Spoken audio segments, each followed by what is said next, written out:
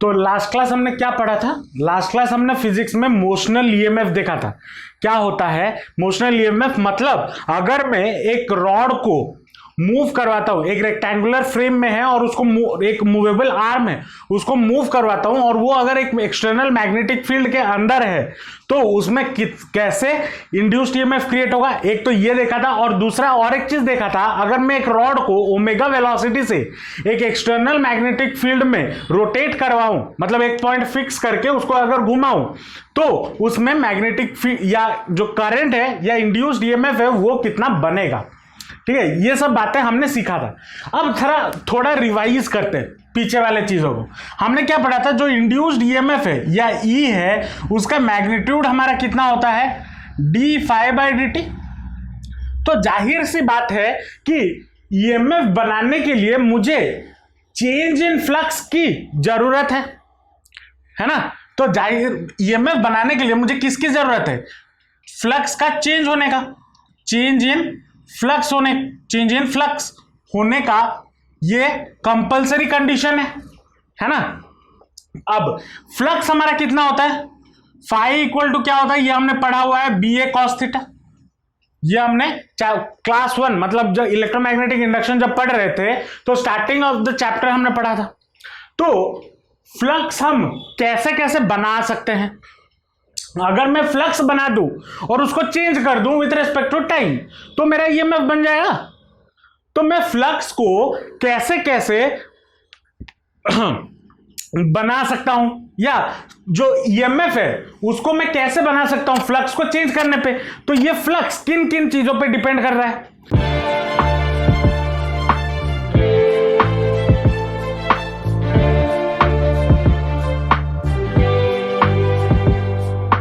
अगर यहां पे हम ध्यान से देखें, 3 चीजों पे डिपेंड कर रहा है। एक तो है मैग्नेटिक फील्ड बी, इस पे डिपेंड कर रहा है ना। अगर मैं मैग्नेटिक फील्ड बी में चेंज करूं तो फ्लक्स में चेंज होगा, और अगर फ्लक्स में चेंज हुआ तो क्या बनेगा? ईएमएफ बनेगा। दूसरा, area of cross section. Area of cross section में अगर मैं चेंज करता हूं, area of cross section A पे अगर मैं चेंज करता हूं तब भी बनेगा। एरिया ऑफ क्रॉस सेक्शन हम कैसे चेंज कर सकते हैं? जैसे हमने कल लास्ट क्लास पढ़ा था मोशनल ईएमएफ में। यहां पे मान लो जब इधर था जो रॉड, वो इसका मान लो ए एरिया था, जब इस रॉड को मूव करके इधर ले आया गया तो इसका एरिया चेंज होके ए डैश बन गया सपोज। तो एरिया चेंज करने पे भी मेरा फ्लक्स में चेंज होगा, और अगर फ्लक्स में चेंज हुआ तो किसमें क्या बनेगा? इंड्यूस्ड ईएमएफ बनेगा। और तीसरा चीज थीटा पे डिपेंड करता है, एंगल बिटवीन बी एंड ए, है ना, जो कि है थीटा। थीटा पे चेंज करता है। और इसी के बारे में, ये दोनों के बारे में तो हमने पढ़ चुका है। मैग्नेटिक फील्ड चेंज करने पे, अगर मैग्नेटिक फील्ड चेंज करते हो मतलब इंटेंसिटी ऑफ मैग्नेटिक फील्ड आप बढ़ाते हो या घटाते हो, उस हिसाब से फ्लक्स चेंज होगा। एरिया ऑफ क्रॉस सेक्शन के बारे में हमने मोशनल ईएमएफ में पढ़ लिया है, कैसे area of cross section change करने पे मैग्नेटिक या इंड्यूस्ड ईएमएफ बनेगा। आज के क्लास में हम बात करेंगे चेंज करने पे, एंगल चेंज करने पे हमारा ईएमएफ कैसे बनेगा, और इसी से हम इसके नेक्स्ट वाले चैप्टर पे जाएंगे। मतलब यहां से ही जुड़ा हुआ है नेक्स्ट वाला चैप्टर जो कि है अल्टरनेटिंग करंट। ठीक है, तो पहला चीज अभी हमें क्या सीखना है कि थीटा के चेंज होने पे फ्लक्स में कैसे चेंज होगा, उस चीज को समझना है। ठीक है, तो अच्छा, यहां पे एमसीक्यू बनने के बहुत अच्छे चांसेस है। फ्लक्स किस पे डिपेंड करता है, या ईएमएफ किस फैक्टर पे, जो इंड्यूस्ड ईएमएफ है वो बनने के लिए किन किन फैक्टर पे डिपेंड कर सकता है। 4 ऑप्शन दे देगा, इसमें से कोई एक ऑप्शन करेक्ट होगा और बाकी 3 गलत होंगे। तो ये थ्योरी वाला पोर्शन, इसको याद रखना, कॉपी में लिख लो। इन सब चीजों पे हमारा फ्लक्स डिपेंड करता है, तो इसके ऊपर भी एमसीक्यू बन सकता है। ठीक है, इसको नोट डाउन कर लो, फिर हम इस पे चलेंगे, एंगल बिटवीन बी एंड ए को कैसे चेंज करें। और अगर इसको, ये इतना लंबा चौड़ा अपना हेडिंग है, लेकिन ये चीज आप क्लास 10th में पढ़े हुए हो, अगर याद हो। क्लास 10 जो आईएससी वाले हैं उनको याद होगा, क्लास 10th में हमने पढ़ा था एसी जनरेटर। कुछ याद आ रहा है? सीबीएसई में भी शायद था एसी जनरेटर, है ना। उसका जो थ्योरी है ना, उसी के बारे में बात करेंगे, और वही चीज यहीं पे हो रहा है इसमें चेंज करने पे। अब देखो कैसे। सपोज मान लो मैं यहां से एक मैग्नेट निकाला, एक मैग्नेट यहां पे है, मैं एक लंबा चौड़ा डायग्राम बना रहा हूं, और कॉपी को आप उसका ओरिएंटेशन चेंज करके लिखना कॉपी में, क्योंकि डायग्राम समझना जरूरी है।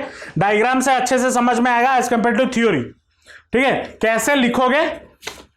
ऐसे लिखो, ऐसे, ठीक है, ऐसे सीधा मत लिखना, ऐसे डायग्राम बनाना, और अगले पेज में जो मैं लिखूंगा वो लिख लेना। चलो मान लो यहां पे मेरे पास एक मैग्नेट है जो कि है नॉर्थ पोल, और यहां पे मेरे पास और एक दूसरा मैग्नेट है जो कि है साउथ पोल। ठीक है, तो मैग्नेटिक फील्ड लाइन कैसे ट्रेवल कर रहे होंगे? नॉर्थ टू साउथ जा रहे होंगे, कुछ ऐसे। मैं ज्यादा मैग्नेटिक फील्ड लाइन नहीं बना रहा हूं, आप भी मत बनाना, नहीं तो कंफ्यूज होगे। ठीक है, ऐसे मैग्नेटिक फील्ड लाइन मूव कर रहे होंगे नॉर्थ टू साउथ। ठीक है, अब मैं क्या करता हूं, जो ये कॉइल है, ठीक है, ये जो कॉइल है, मान लो ये एक हमारा कॉइल है। ठीक है, ये कॉइल है, इस कॉइल मतलब जो कॉपर वायर से हमने रेक्टेंगुलर शेप में बनाया हुआ है। ठीक है, अब इसको मैं ऐसे रखता हूं। ऐसे रखता हूं का मतलब क्या है? अब मान लो किसी रूम में बैठे हुए होगे, मान लो राइट हैंड साइड से मैग्नेटिक फील्ड निकल के लेफ्ट हैंड साइड में जा रहा है, और मैंने कॉइल को ऐसे रखा हुआ है perpendicular to the magnetic field line, है ना। मतलब मैं अगर कॉइल को ऐसे रखता हूं, समझना, ये मान लो कॉइल हो गया,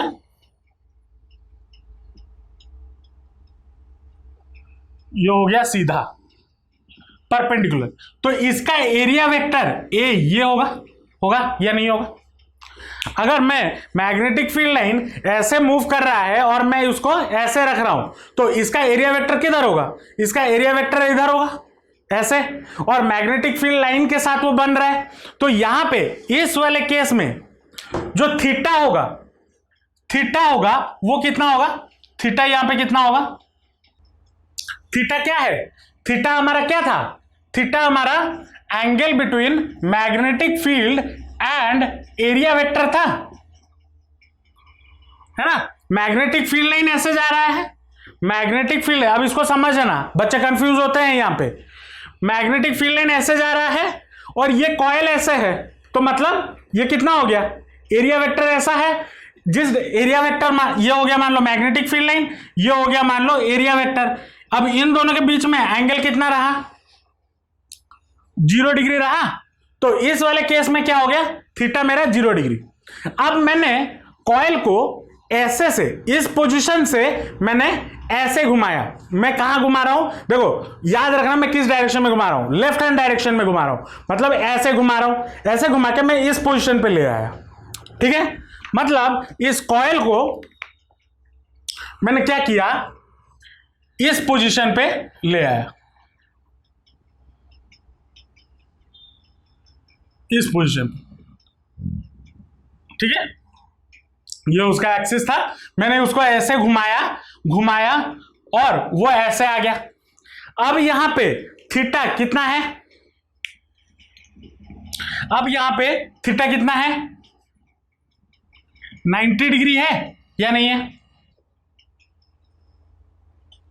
90 डिग्री है या नहीं है? है, 90 डिग्री बना। अब मैंने क्या किया? अब मैं इसी कॉइल को, ये मैं ऐसे था पहले, ऐसे घुमाया था, फिर इसको और एक बार ऐसे घुमा देता हूं, तो इस तरफ ऐसे सीधा आ गया। अब ये कितना एंगल बनाएगा? थीटा 90 डिग्री बनाएगा या नहीं बनाएगा? 90 बढ़ाते हुए जा रहे हैं ना, तो ये कैसे बनेगा? ये थर्ड पोजीशन ऐसे आ गया, ऐसे आया या नहीं आया? अब यहां पे थीटा मेरा कितना बनेगा जरा बताओ? था ऐसे, पहले घूमा ऐसे, फिर उस तरफ घूम गया तो थीटा मेरा 180 डिग्री घुमा या नहीं घुमा?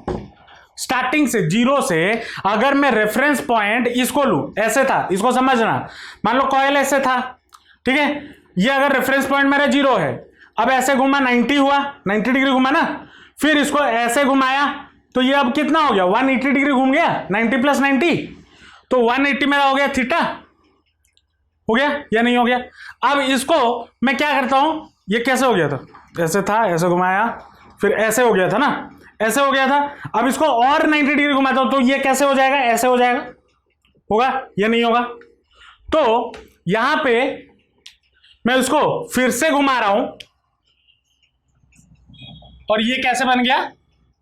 ये कुछ ऐसे बन गया, और यहां पे मेरा थीटा कितना आ गया? यहां पे मेरा थीटा कितना हो गया? 270 डिग्री, होगा या नहीं होगा? होगा या नहीं होगा? अब इसको जब ये ऐसे हो गया था, अब ऐसे हो गया था ना, ऐसे था पहले, ऐसे घुमाया, ऐसे घुमाया, फिर ऐसे घुमाया, है ना, 4, फिर ऐसे ऐसे घुमा, फिर नेक्स्ट क्या हो जाएगा? ऐसे हो जाएगा, आ जाएगा, मतलब ये पूरा 360, मतलब एक रोटेशन घूम गया, जहां से स्टार्ट हुआ था ऐसे स्टार्ट हुआ था, फिर घूम, फिर पूरा 60 डिग्री घूम, 360 डिग्री घूम के ये ऐसे आगे बन गया, बन गया या नहीं बना? तो यहां पे थीटा फिर मेरा कितना हो गया? ये फिर से, अब सोच रहे होगे सर ये इतना सारा क्यों बनवा रहे हैं डायग्राम, अभी समझ में आएगा। अब यहां पे मेरा थीटा कितना हो जाएगा? थीटा हो जाएगा मेरा 360 डिग्री, बनेगा या नहीं बनेगा? बनेगा या नहीं बनेगा? अब यहां पे हमने क्या पढ़ा? फ्लक्स का फॉर्मूला। अब यहां पे कुछ मत लिखना, इसके नीचे जगह छोड़ देना, जो पेज बचा है थोड़ा जगह छोड़ना, अगले पेज में लिखना। अब थीटा मैंने कितना लिखा? फ्लक्स मेरा कितना है? Phi is equal to B A cos theta, है या नहीं है? होगा। अब इस कॉइल को मैं जो घुमा रहा हूं वो मान लो ओमेगा स्पीड पे घुमा रहा हूं, क्योंकि घुमा रहा हूं ना ऐसे, मैंने धीरे धीरे करके दिखाया, तो वो एक वेलोसिटी पे तो मूव कर रहा होगा ना, ओमेगा वेलोसिटी पे।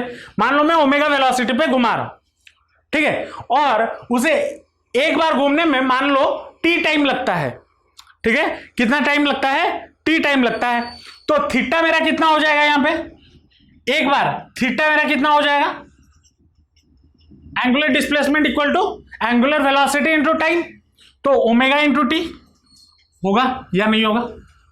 क्लास 11th का फिजिक्स, एंगुलर डिस्प्लेसमेंट थीटा होता है, ओमेगा होता है एंगुलर वेलोसिटी, टाइम होता है टाइम, ठीक है। तो थीटा की जगह पे मैं क्या डाल सकता हूं?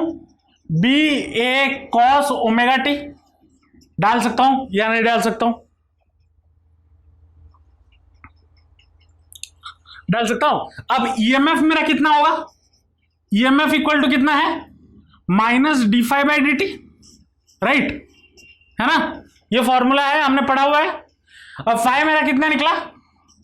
B A cos omega T मिला, तो that will be equal to minus D by D T of B A cos omega T, होगा या नहीं होगा? अब यहां पे बी और ए कांस्टेंट है तो बाहर आ गया, बी ए कांस्टेंट बाहर आ गया विथ ए माइनस साइन, और कॉस ओमेगा टी का डिफरेंशिएशन क्या होता है? D by D x of cos theta क्या होता है? माइनस साइन थीटा होता है ना, तो यहां पे क्या हो जाएगा? माइनस साइन ओमेगा टी, लेकिन यहां पे टी नहीं है सिर्फ, उसके साथ ओमेगा भी है, तो क्या करना है? बाहर और एक ओमेगा मल्टीप्लाई करना है, चेन रूल याद आ रहा है? तो minus omega into sine omega T, ये डिफरेंशिएशन लगाया, जिसका मैथ्स नहीं है, बस इतना याद रख लेना।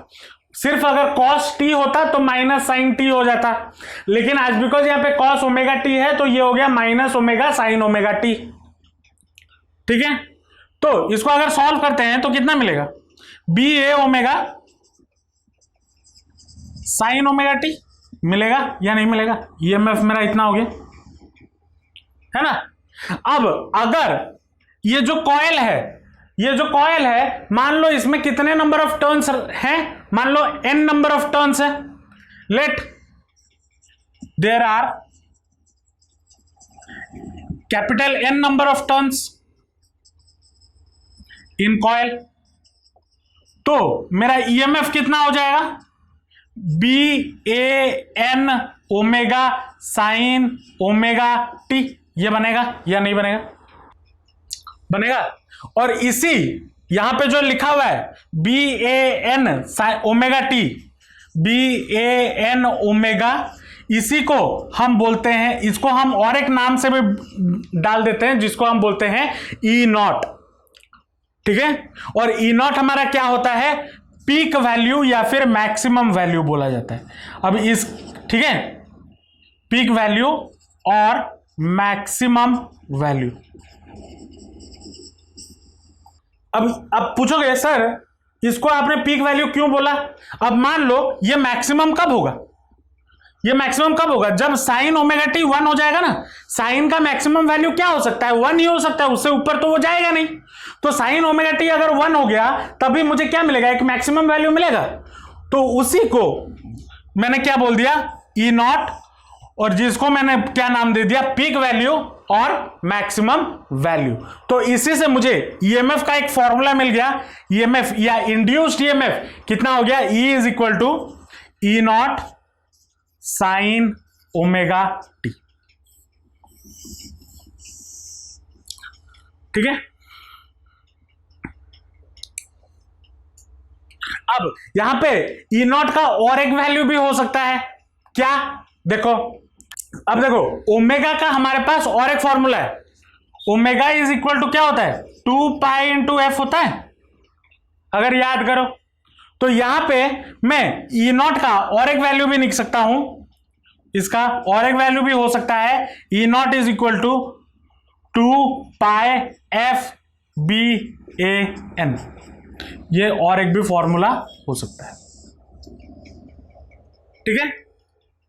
अब ये हो गया हमारा कहानी। क्या कहानी? कि जो ईएमएफ बनेगा वो कितना बनेगा, ठीक है। ईएमएफ जो बनेगा वो कितना बनेगा वो तो समझ गए। कितना बनेगा? इतना, BAN omega sine omega T, या फिर E0 साइन ओमेगा टी, और इसी को हम बोलते हैं इंड्यूस्ड ईएमएफ, ठीक है। अब लेकिन जो मेन चीज, सर ये डायग्राम क्यों बनाए? अगर इतना कैलकुलेशन करना था तो स्टार्टिंग में ही इतना करवा देते। ये डायग्राम क्यों बनाए? अभी हम देखेंगे यहां पे जो ईएमएफ हमारा बन रहा है वो कैसा ईएमएफ बन रहा है, वही देखेंगे। क्योंकि अब कॉइल को घुमाने पे, ओमेगा पे घुमाने पे मुझे करंट मिल रहा है, ये तो पता चल गया, ईएमएफ तो मिल रहा है। तो ये जो ईएमएफ मिल रहा है वो कैसा ईएमएफ मिल रहा है वो चेक करना है हमें, ठीक है। और इसीलिए मैंने ये डायग्राम बनाया हुआ है। थीटा, यहां पे थीटा इक्वल टू कितना है? ओमेगा इंटू टी, है ना। तो मैं इस ओमेगा टी के बदले मैं अगर थीटा का वैल्यू डालूं, जो जो वैल्यू यहां पे लिया हुआ है, 5 वैल्यू लिए हुए है ना, जो 5 वैल्यू डाल दूं तो मुझे कुछ वैल्यूज मिलेंगे ना। तो अगर मैं यहां पे ओमेगा टी के बदले 0 डालूंगा तो मुझे ईएमएफ कितना मिलेगा? साइन 0 कितना होता है? 0 होता है। तो मुझे करंट यहां पे मिला, ईएमएफ, है ना, इस वाले पोजीशन पे। सॉरी, मैं ग्राफ गलत बनाया है, इस वाले पोजीशन पे। तो यहां पे मुझे कितना मिलेगा? 0। और जब मैं यहां पे थीटा 90 पे आऊंगा, जब मैं 90 पे आऊंगा तो मुझे करंट कितना मिलेगा? यहां पे ओमेगा टी पे 90 डाल दो तो साइन 90 मेरा कितना हो गया?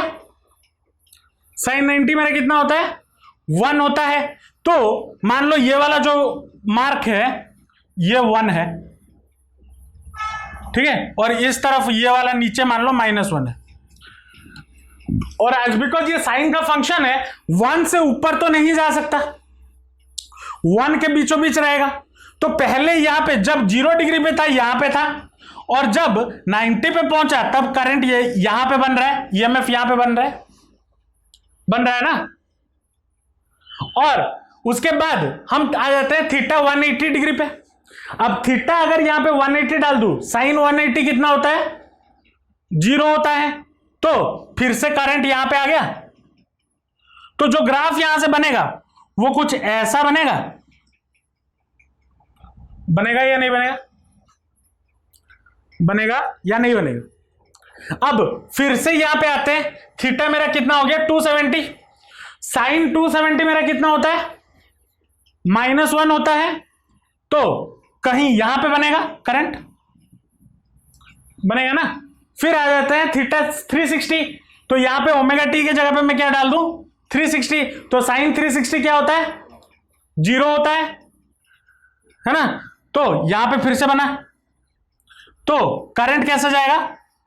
फिर से ऐसे। तो यहां पे अगर हम देखें, जो करंट बन रहा है या जो ईएमएफ बन रहा है वो कैसा बन रहा है? पहले 0 था, जैसे जैसे मैं घुमाता जा रहा हूं इसको, जैसे जैसे मैं घुमाता जा रहा हूं, करंट पहले मैक्सिमम हुआ, फिर मिनिमम हुआ, फिर ऑपोजिट डायरेक्शन में, मतलब नेगेटिव डायरेक्शन में मैक्सिमम हुआ -1, नीचे वाले में नेगेटिव एक्सिस में -1 मैक्सिमम है। तो यहां पे फिर से मैक्सिमम हुआ, फिर से 0 हो गया। तो यहां पे क्या चेंज हुआ? मैग्नीट्यूड में चेंज नहीं हुआ, किस में चेंज हुआ? डायरेक्शन में चेंज हुआ या नहीं हुआ? समझ आया या नहीं आया? तो डायरेक्शन में चेंज हुआ। तो यहां पे जो ईएमएफ हमें मिल रहा है वो ईएमएफ का डायरेक्शन हर रोटेशन में 2 बार चेंज हो रहा है। देखो पहले पॉजिटिव, ये पूरा 360 रोटेशन है ना, 0 to 360।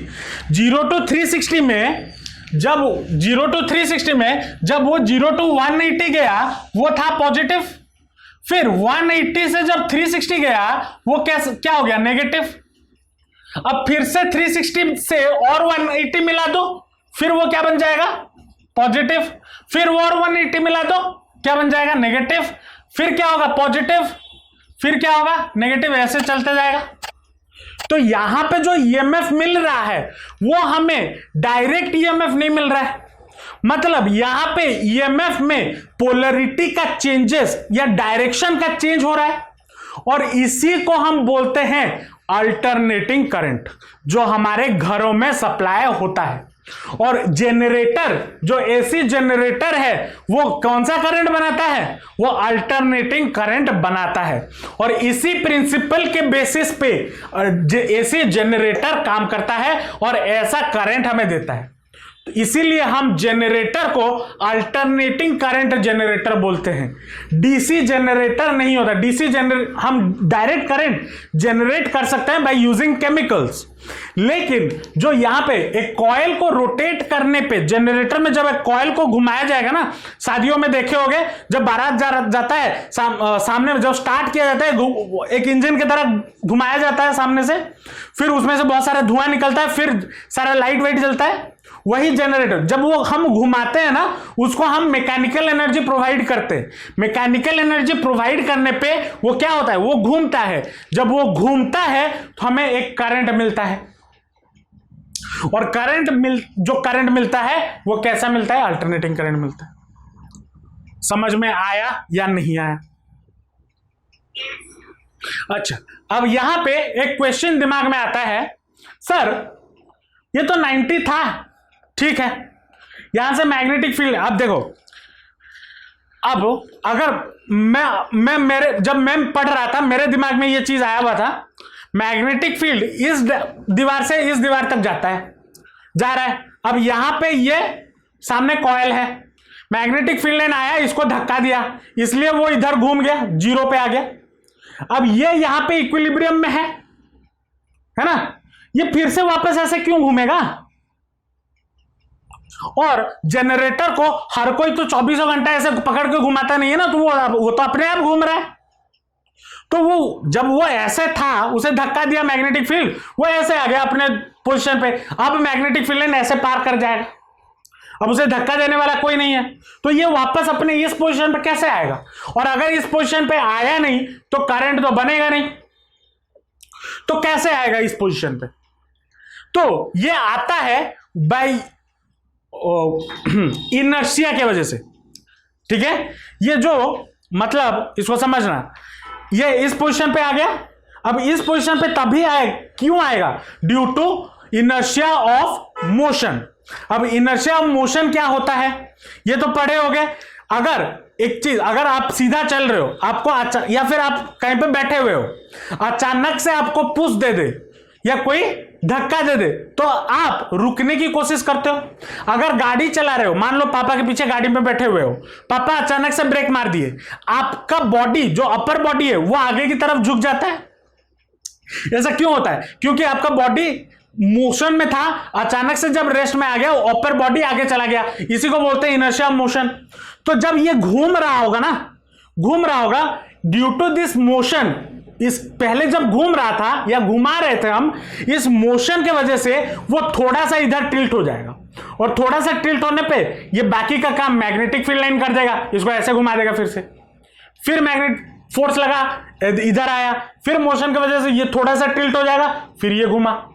तो ये कंटिन्यूअस उसके अंदर घूमता रहता है अपने आप, और ये अपने आप इसलिए घूमता है due to inertia of motion. ये भी एमसीक्यू में पूछा जा सकता है, तो स्टार मार्क देके कहीं पे लिख दो।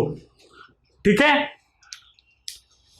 समझ में आया? अल्टरनेटिंग करंट कैसे बना? By changing the angle between B and A. B magnetic field line और थीटा एरिया वेक्टर का बीच का एंगल चेंज करने पे ईएमएफ कैसे बन रहा है, समझ में आया या नहीं आया? और इसी को ही हम बोलते हैं अल्टरनेट एसी जनरेटर का बेसिक थ्योरी।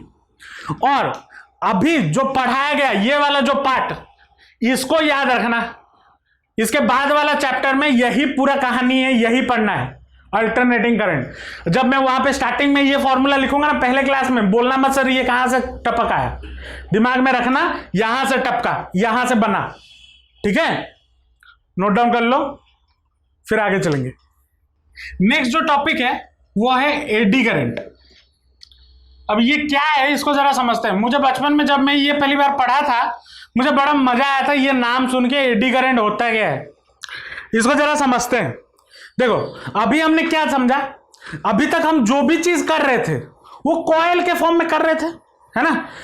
अभी जो जनरेटर किया उसके अंदर कॉइल है, उससे पहले जो हमने मोशनल ईएमएफ किया था वहां पे हमने एक रिंग लाइक स्ट्रक्चर ले लिया था, है ना, वो भी एक तरीके का कॉइल ही है क्योंकि बीच में हॉलो था, है ना। लेकिन अगर मान लो ये एक मैग्नेटिक फील्ड है, या ये एक मैग्नेट है, मान लो ये दो मैग्नेट है, ये है नॉर्थ पोल, ये है साउथ पोल। ठीक है, नॉर्थ पोल साउथ पोल, और यहां पे मैंने एक मेटल सीट, ये क्या है, मेटल का सीट टंगा दिया दोनों के बीच। मतलब इसको समझना, दो मैग्नेट ऐसे रखा और बीच में इसको ऐसे सस्पेंड कर दिया पेंडुलम की तरह। ठीक है, उसके बीच में अब क्या होगा समझना इसको। मैं क्या करता हूं, यहां पे इस तरफ भी मैग्नेट है, इस तरफ भी मैग्नेट है, मैं इसको ऐसे, इसके अंदर पेंडुलम ऐसे घूम जा सकता है ना, सस्पेंड कर सकता है, ऐसे घूम सकता है। तो अगर ऐसे घूम सकता है, मैं इसको ऐसे घुमा रहा हूं, अब अगर घुमाता हूं या ऑसिलेट करवाता हूं तो जो मैग्नेटिक फील्ड लाइन होगा नॉर्थ से साउथ जा रहा होगा, उसमें फ्लक्स का चेंज होगा या नहीं होगा? क्योंकि ये जब इधर से आएगा और जाएगा, इसका एरिया कुछ होगा, और एरिया में इसमें से चेंज इन एरिया होगा या नहीं होगा, जो मैग्नेटिक फील्ड लाइन इसमें से पास हो रहा होगा। तो magnetic flux that will B oriented with this sheet of metal will be changing, मतलब चेंज हो रहा होगा। क्यों? मैग्नेटिक फील्ड लाइंस तो फिक्स्ड है, लेकिन एज बिकॉज ये ऑसिलेट करवा रहा हूं इसको, ये जब ये दोनों मैग्नेट के बीच में नहीं है, अगर नहीं है तो जीरो मैग्नेटिक फील्ड लाइन जा रहा है इसके अंदर से। और जैसे जैसे ये उसके थ्रू से पास करेगा, क्या होगा, पहले एक जाएगा, फिर दो जाएगा, फिर 50 जाएंगे, फिर सारे के सारे जाएंगे। जाने के बाद जब ये इधर से दूर जाने की कोशिश करेगा, जब दूर जाएगा तब जब maximum magnet 100 magnetic field line मान लो है, 100 फिर 90 फिर 80 फिर 70 फिर 0 हो जाएगा जब ये पूरा का पूरा बाहर निकल जाएगा। ये फिर से ऑसिलेट करके इस तरह से आएगा, फिर वही सेम चीज होगा, मैग्नेटिक फील्ड लाइन बढ़ते हुए जाएगा और फिर मैग्नेटिक फील्ड लाइन घटते हुए आएगा। तो उसी में इस सीट में फ्लक्स का चेंज होगा या नहीं होगा, या नहीं होगा, चेंज इन फ्लक्स होगा। इफ वी, यहां पे क्या लिखेंगे, if we oscillate the sheet in a magnetic field, there will be change in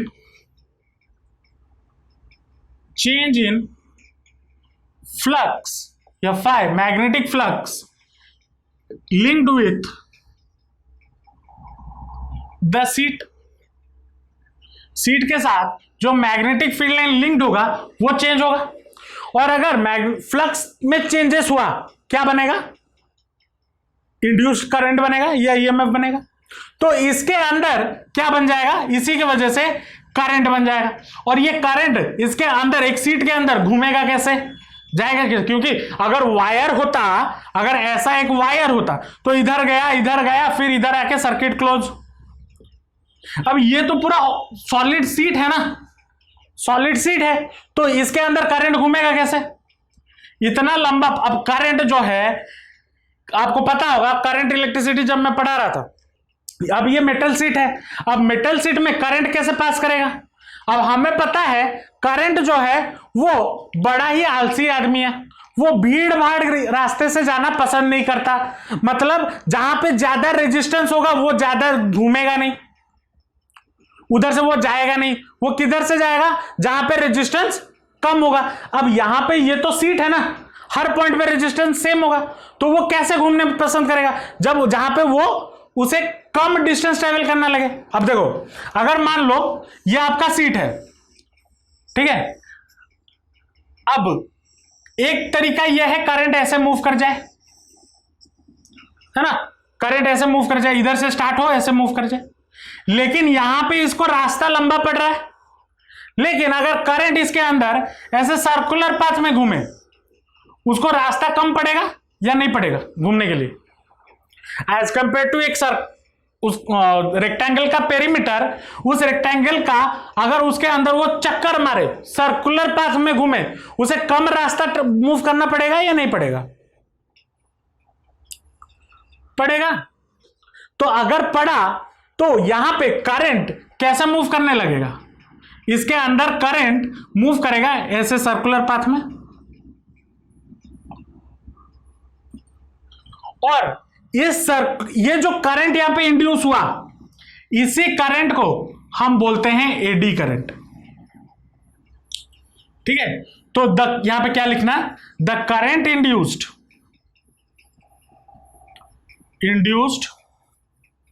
in the sheet is known as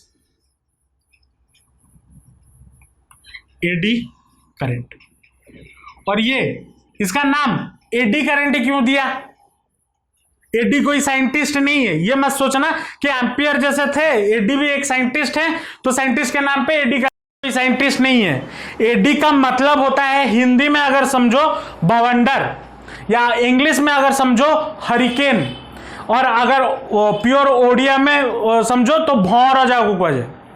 मतलब देखो, जब हरिकेन अगर आप देखोगे वो ऐसे चक्कर काटते काटते आ रहा है, आता है ऐसे घूमता है ना, बवंडर आता है जब जमीन से आसमान तक। और अगर आप देखना चाहते हो, एक्चुअली यहां पे तो ओडिशा में नहीं देखोगे, अगर देखना चाहते हो बवंडर तो ब्रिज के ऊपर चले जाना, कोई भी नदी, और जब बारिश हुआ हो और नदी को देखना, नदी में छोटे छोटे बवंडर बनते हैं, सर्कुलर मोशन होता है उसके अंदर, ठीक है। और इसी के बेस, इसी को बोला जाता है इंग्लिश में एडी बोला जाता है, ब्रिटिश लैंग्वेज में इसी को एडी बोला जाता है, या हरिकेन को, इसका ब्रिटिश में उसको एडी बोलते हैं। और एज बिकॉज करंट यहाँ पे सर्कुलर पाथ में घूम रहा है, इसको नाम दे दिया गया एडी करंट। एडी कोई साइंटिस्ट नहीं है, ये ध्यान में रखना। मैं पहले सोचता था एडी एक साइंटिस्ट है जब मैं पढ़ता था, नहीं, एडी का मतलब बवंडर होता है, ठीक है। हरिकेन के शेप में करंट बनता है, इसीलिए यहां पे जो करंट बना इसको हम बोल दिया एडी करंट। अब तो एडी करंट जो है इसका बहुत फायदा भी है और नुकसान भी है। क्या नुकसान है?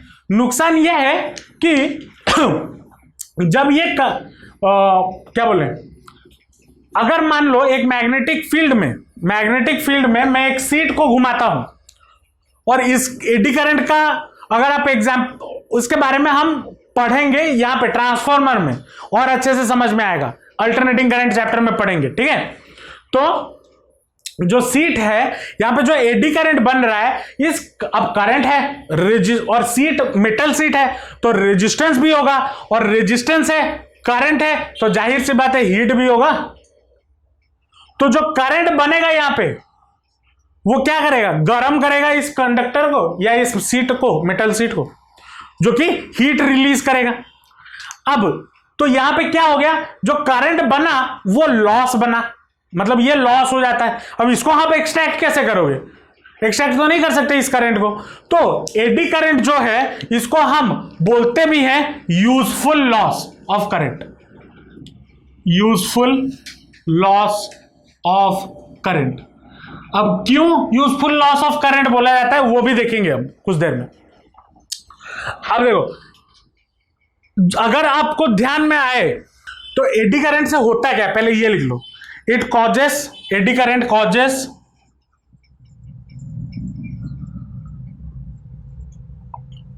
causes unnecessary heating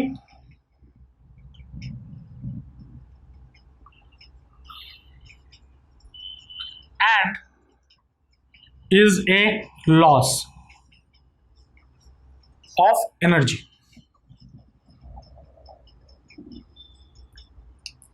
लेकिन अब अगर अननेसेसरी है तो हम यूज ही नहीं करेंगे।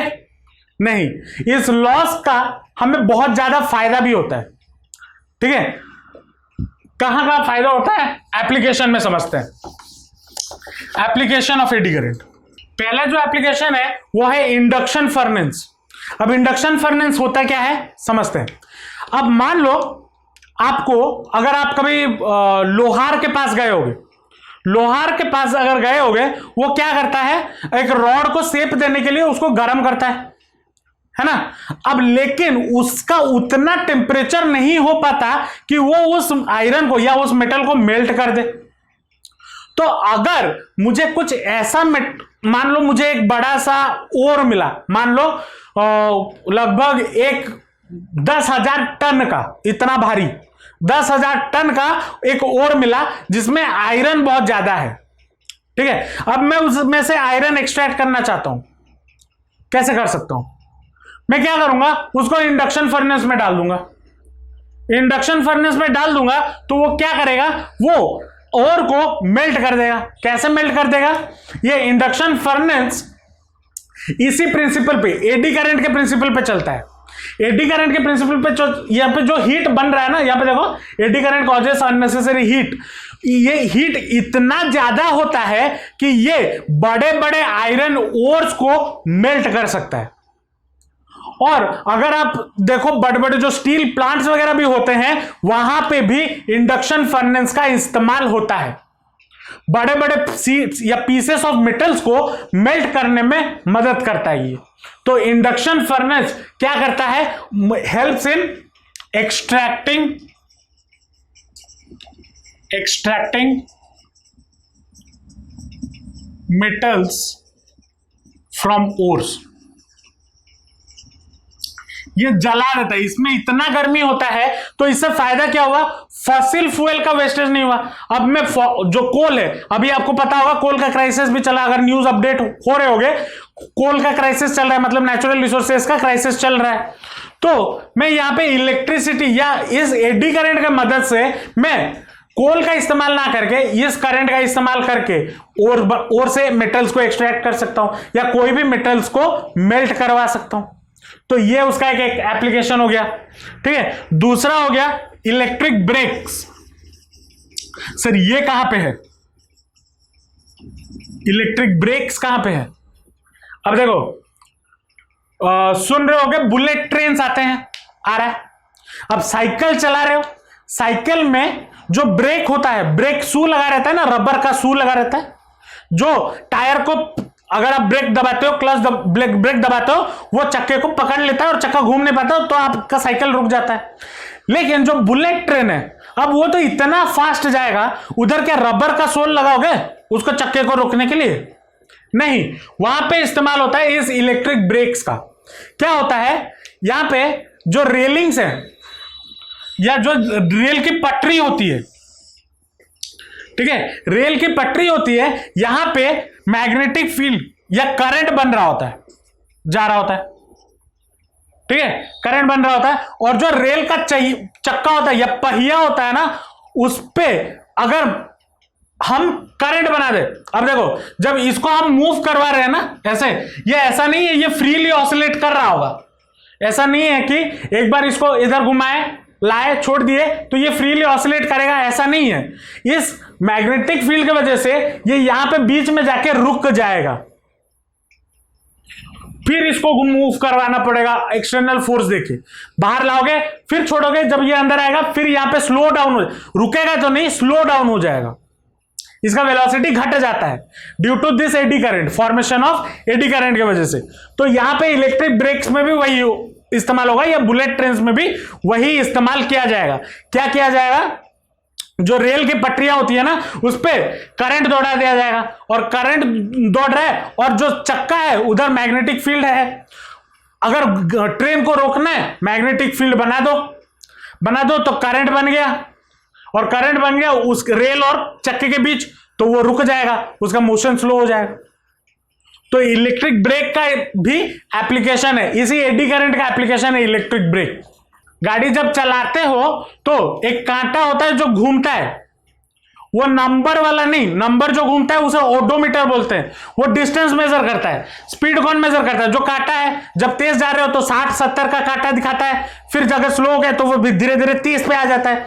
ऐसा कैसे घूमता है वो, वहां पे उसके अंदर जो स्पीडोमीटर है उधर मैग्नेट लगा रहता है और एक पतला सा स्प्रिंग लगा रहता है। जैसे ही आप स्पीड बढ़ाते हो तो वहां पे जो मैग्नेट है उसके अंदर, स्पीडोमीटर के अंदर एक मैग्नेट होता है, तो वहां पे करंट बनता है और उसको वो तेजी से घुमाने लगता है।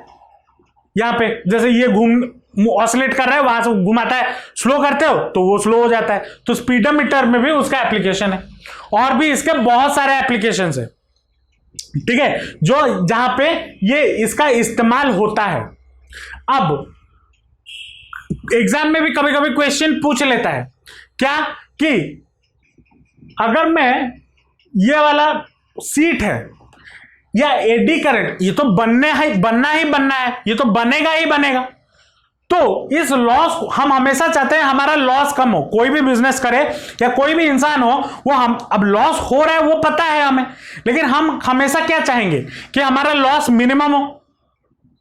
तो ये जो लॉस हो रहा है ना, एडी करंट का लॉस, वो हम चाहते हैं मिनिमाइज हो जाए, कम हो जाए। इसको पूरा हटा नहीं सकते, लेकिन इसको मिनिमाइज जरूर किया जा सकता है।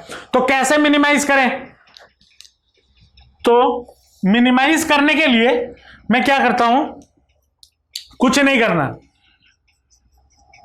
Minimise the eddy current. कैसे करेंगे, यहां पे ये जो पूरा सीट था ना, मैं इस सीट को काट देता हूं। कैसे काटता हूं, ऐसे, ये पूरा सीट था, ये पूरा सीट था, अब मैं इस सीट को थोड़ा काट देता हूं। कैसे काटूंगा, डिजाइन बना दूंगा, ऐसे डिजाइन बना दिया, मतलब बीच बीच में से मैंने कुछ कुछ पीसेस काट लिए। अब क्या हुआ, यहां पे अब करंट मूव करने के लिए कोई सर्कुलर पाथ है नहीं, तो करंट यहां पे कैसे मूव करेगा, ये लंबा वाला रास्ता लेगा, ऐसे ये करंट ऐसे मूव करेगा, तो सर्कुलर पाथ मिलेगा नहीं, तो एडी करंट मेरा क्या हो जाएगा, होगा ही नहीं, मतलब होगा, कम होगा, बनेगा लेकिन कम बनेगा। तो ऐसे हम मिनिमाइज कर सकते हैं। अब ये मिनिमाइज वाला कहानी क्यों बताए, जब ट्रांसफॉर्मर पढ़ेंगे वहां पे समझाऊंगा कि क्यों ऐसा शेप का हमने काटा, ये क्यों बनाया गया, ट्रांसफॉर्मर में इसका इस्तेमाल है, ठीक है। एडी करंट के बारे में समझ में आया या नहीं आया, आंचल समझे, चलो एक बार बुक उठा के एडी करंट का थ्योरी आज रात सोने से पहले पढ़ लेना, ताकि जो बताया गया है थ्योरी पढ़ लोगे बुक से तो दिमाग में बैठ जाएगा। ठीक है, बुक उठाना, एसएल तो होगा, एसएल उठाना, उसमें थ्योरी अच्छे से गिवन है, उसको एक बार पढ़ लेना। एक बार पढ़ लोगे तो दिमाग में थ्योरी बैठ जाएगा। ठीक है, और एक क्लास उसके बाद ये चैप्टर खत्म। ठीक है, नेक्स्ट क्लास हम इस चैप्टर को खत्म करेंगे। चलो आज के लिए इतना ही रखते हैं। होप आपको आज का क्लास समझ में आया होगा। आपका कोई भी फीडबैक है आप नीचे कमेंट सेक्शन में जरूर बताना। अगर ये वीडियो आपको अच्छा लगा तो अपने दोस्तों के साथ शेयर जरूर करना, एक लाइक जरूर कर देना और चैनल को सब्सक्राइब कर देना, क्योंकि आपके पढ़ाई के रिलेटेड कंटेंट मैं रेगुलरली अपने चैनल पे अपलोड कर रहा हूं। तो मिलते हैं नेक्स्ट वीडियो में। Till then all the best, जमकर पढ़ाई करते रहिए and thanks for watching the video.